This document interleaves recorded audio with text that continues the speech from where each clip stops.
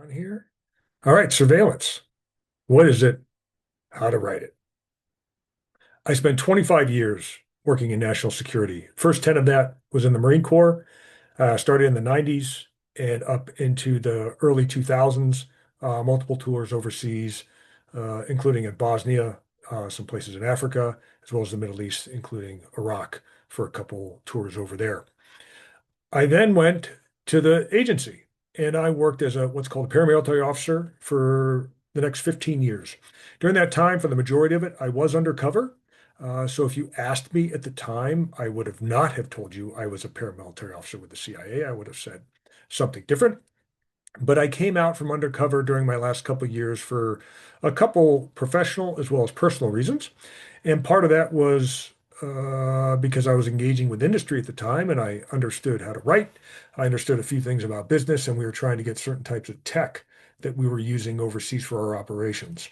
But the interesting stuff was me as a paramilitary officer. And if you've maybe attended some of my other classes or heard me talk before, the CIA is the only government agency with authorization through Title 50 of the U.S. Code to conduct what's called covert action.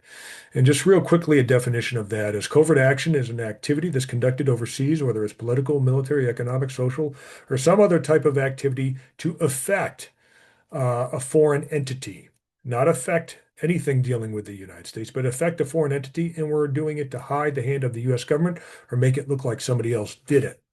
That is the definition coming out of Title 50 and what it is. It's very regulated on how it's used, and anybody doing covert action has to fall under CIA Title 50 authorities.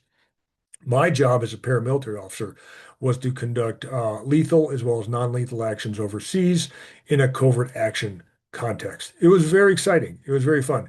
It's also not like the movies, but we're going to talk a little bit about that. My experience when it comes to surveillance started when I was in the Marine Corps.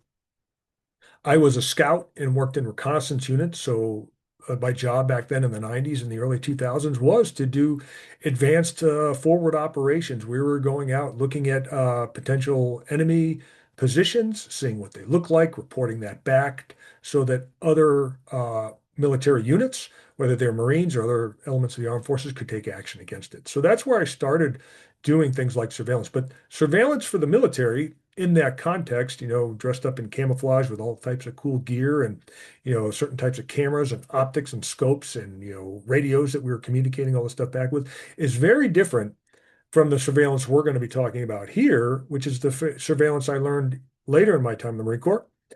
Some of that time was in Moscow, Russia, which we'll talk about, and then at the Central Intelligence Agency, where I not only was trained in surveillance and counter surveillance and surveillance detection, but I also oversaw some of the agency's special surveillance units. So that's a little bit about my background. Getting into what we're going to talk about today, what we're going to focus on is what is surveillance? Physical and technical, security related, intelligence related, criminal related, methods of surveillance, vulnerabilities to surveillance, protections against surveillance. And the goal is to come out of here with essentially two main goals. One is help you here write about it.